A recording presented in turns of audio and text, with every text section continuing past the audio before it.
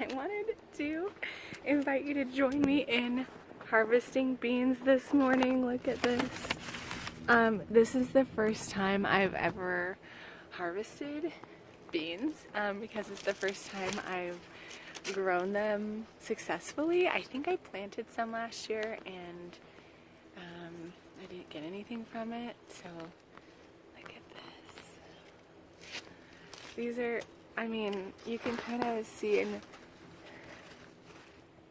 oh man, this is so cool. I think this is one of the greatest things about gardening is you can always do something new. No matter how much you've grown, no matter how much you grow, just this joy and excitement of growing something that you haven't grown before and trying something new. I think there will always be that joy. Like, it doesn't get old. You can always do something new. And if you think you're in a rut or whatever, like, you can grow all the same things that you love and you can add a couple of new and exciting things. And then there's always this joy. I feel like even from year to year, you know, there's these things that you know you like to grow, but you start it over every year. You start a new plant and a new season, and it's all new and exciting every year. So,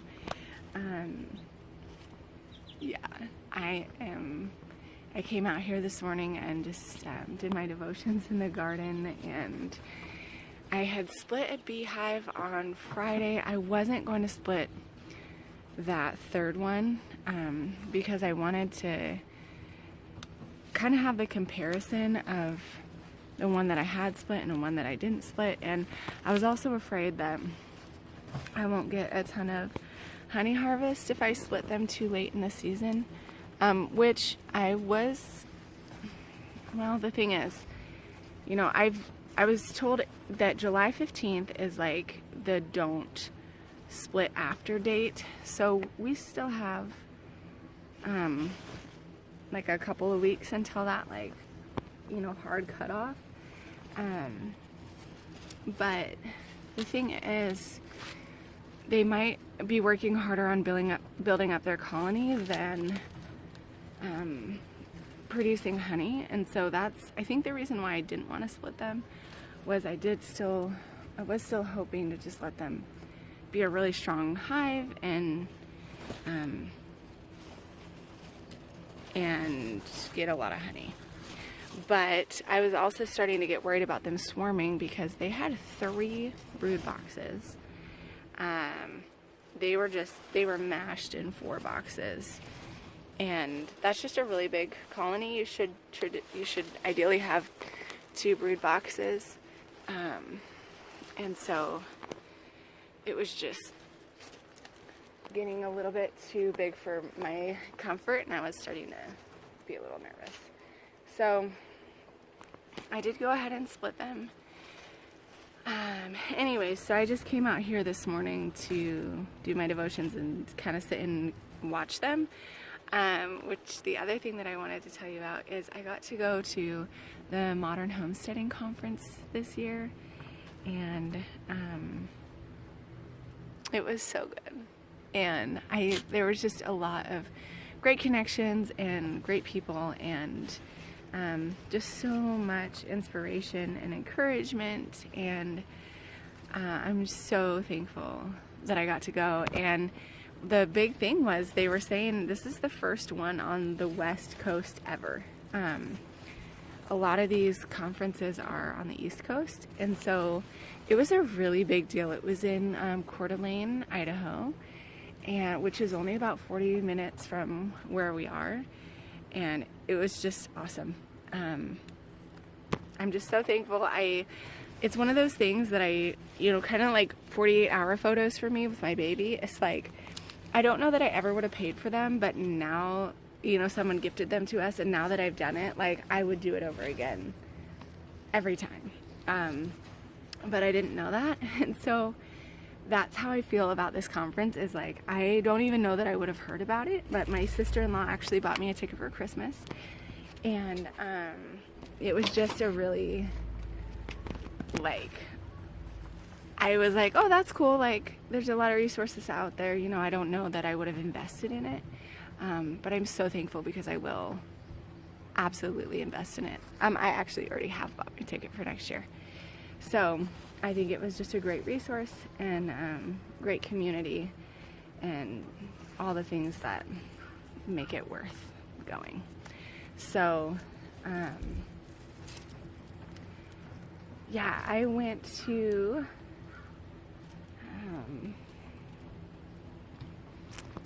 there was every hour there was multiple classes, different options. So you could choose between like 1 of 5 classes every hour or something like that. And so there was just so many that I wanted to go to, and so I did an herb one, I did a beekeeping one, I did like herbs for animals, I did like the Q&A after session thing. There was Rory Feek, wasn't familiar with him before this event, but so inspiring. He did a concert, and it was just such a great, everyone we met there, we met a few people who were saying, kids were welcome at this event. Okay, families were welcome, which I thought was cool before I went. That really the homesteading lifestyle does very much involve our children. Like, it is a part of life that we don't just dismiss them from. It's how we teach, and it's very inclusive of our kids. And so I don't know why I was surprised that, like, oh, this event's gonna allow kids. But I thought that was cool up front. And then when we were there, I just had, a couple of people just say, oh, I just think it's so cool how, there was no screens in front of kids. Did you notice that? Like, there was, just the behavior was amazing. Like, kids were so well behaved, and they were still kids. And I think it was a very fascinating dynamic where when we don't expect them, when we're not so nervous and full of tension about like our kids behaving, they actually behave better. Funny thing. And so it was just super encouraging, and I totally recommend it. Tickets are on sale for next year already.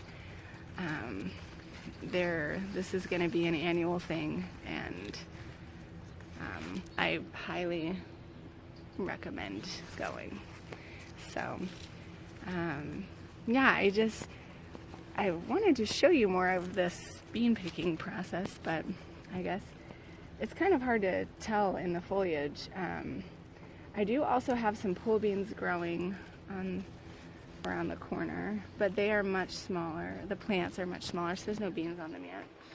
So the difference between pole beans and bush beans is bush beans you'll get one huge harvest, 1 to 2, I think, big harvests, and then a pole bean just kind of keeps growing all season as long as you keep picking the beans. And then also, one of the things that someone talked about in one of their classes, that was another one, is like, I did this class of like how to make your space produce the most food, which I was really also encouraged that I was doing a lot of the things they were talking about. So that there didn't seem to be, some people might actually, it might have annoyed some people, but I was really thankful that a lot of the things I went to, I was like, I feel like I got a few nuggets, but it wasn't like, oh, this is all new information. It was very encouraging that I am doing that. Oh, yeah, that's something I'm working on, or I'm headed towards. It was very, like, I don't want to say basic. It was very, like, manageable and, just beginnings. And so I could see that as like, I think that they're going to get a ton of feedback because this was the first year, and there might be different levels of classes next time of like, that would be one of my feedbacks, is to do different levels. You know, if you want to do a beekeeping class, do the beginner's class, and then intermediate and advanced. Like, what information can help people at different stages in their journey. So, oh my gosh, look at all these tomatoes. We did pick our first couple tomatoes last week. Oh, my favorite quote from the whole conference was, the best fertilizer for the garden is the gardener's shadow. And that just touched my heart, because I just remember the first year we were gardening, I was out here for like 2 hours in the morning just because I loved it. I loved it so much. Oh my goodness, I have to show you these. I don't know if I'm showing you that well. Do you see the pink? Look at that. Those are the flowers Kennedy got from her big cousins. These are the pole bean plants down here. And I want to show you these onions. Dang it. Okay. This onion, I think, is our biggest. And then our cucumbers are coming along. That's doing, some of these, I think this is our biggest cucumber. They're doing well. Actually, it's almost time to pull the garlic too. Actually, I think it is time. I noticed them starting to die back a couple days ago. So anyways, okay. The first year, you know, like, I was just so like fascinated with it, and it was so new and all this stuff, and I just wanted to be in the garden all the time. And, you know, I'd spend 2 hours out here every morning, and like, just like, you know, putting up every tomato and pumpkin, like just weaving them through the trellis and making sure that everything was standing up straight, and it was just perfect. And I just loved it so much. And I just think, you know, people would always ask me, people have asked me, like, oh, doesn't it take so much time? And I'm like, really, it doesn't. And then I started saying that a lot, like, oh, it doesn't take that much time. It doesn't take that much time. And I think in my mind, like, something switched, that like, I wanted to prove to people that you didn't have to spend that much time in your garden. Like, you can grow all this stuff without doing that much. And that's wrong. I found, like, I enjoy the garden. Like, I'm a better person when I'm in the garden. Like, I want to spend the time here. And also, like, I noticed too that this year is the most we've struggled with pests, which it is the 3rd year. And so they say that is the highest pest pressure in an organic garden when you're starting from scratch. But I don't think that has to be, because last year was also really low pest pressure. And I just think, when you're watching every day, when you're looking at your plants every day, and you're seeing like what bugs are out here, what's happening, then you can pull the things that are a problem. You can intervene when there's a small problem instead of letting it be a big problem. And you kill those few earwigs instead of letting them make nests and reproduce. And so, yeah, I love, like, the gardener is the best medicine for the garden. And the gardener's shadow is the best fertilizer, because when we see that, then we can correct it. So, God, I'm so thankful to just have gotten to go and hang out with people who are also excited about gardening, because I know, like, most of my neighbors still think I'm crazy. And so being able to be in a place and be surrounded by people who are like excited and cheering you on and like on the same team and encouraging you, I think that's the biggest part, is just being around people who believe this and believe in the process and believe that you can do it. And I mean, that's what I want to be for you, is like, you can do this. You can do this wherever you're at. You can do this in the city. You can grow food anywhere you're at. And I just want to be that constant voice saying, like, I believe in you. I see you. You can do this. Because there's so much we can do. And in a world that just wants to tell you all the negative, to just draw in and lean into those voices who say, like, you're making a good choice. You're doing good. Keep doing what you're doing. It feels so good. And I feel like that 2 days is like motivation and like fertilizer for my soul for the whole year. It's just like coming back home and feeling like, okay, like these things that I felt like were a little overwhelming before I left, like a little overwhelmed by the chaos, to come back and say, I love it. I'm like, I'm just so excited, and I'm so thankful to be around people who were so encouraging.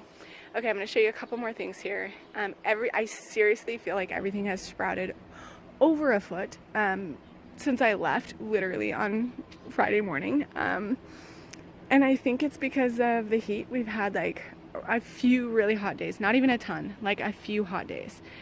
And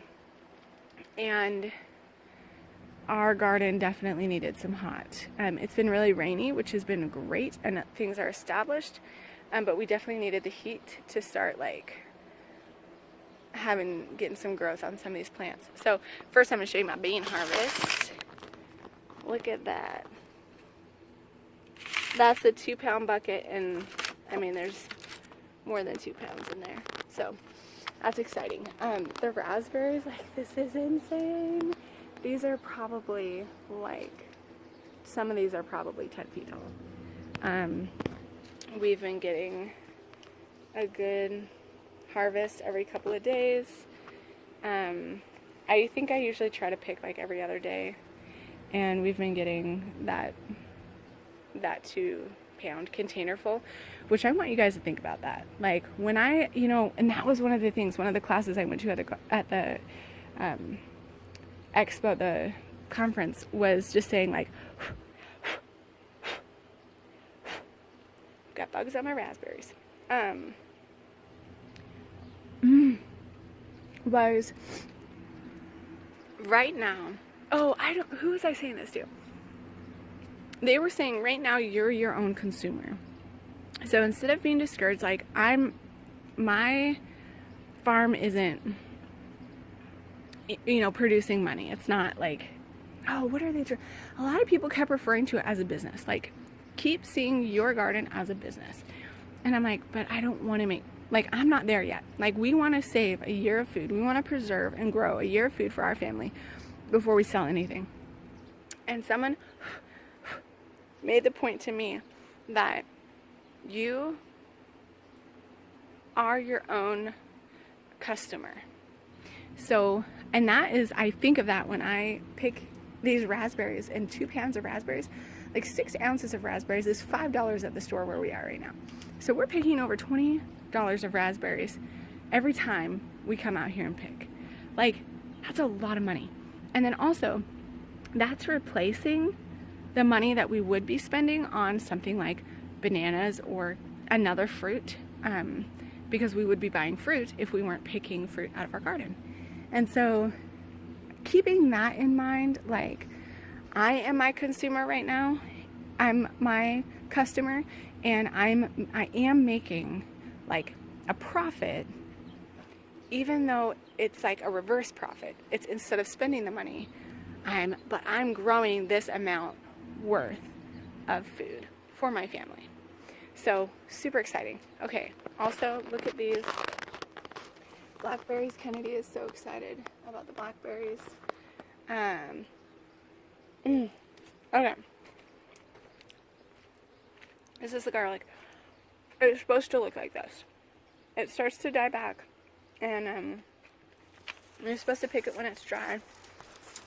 So it does. I mean, it's definitely looking dry.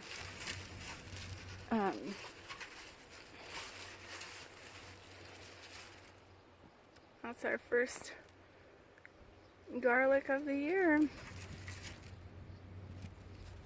Look at that.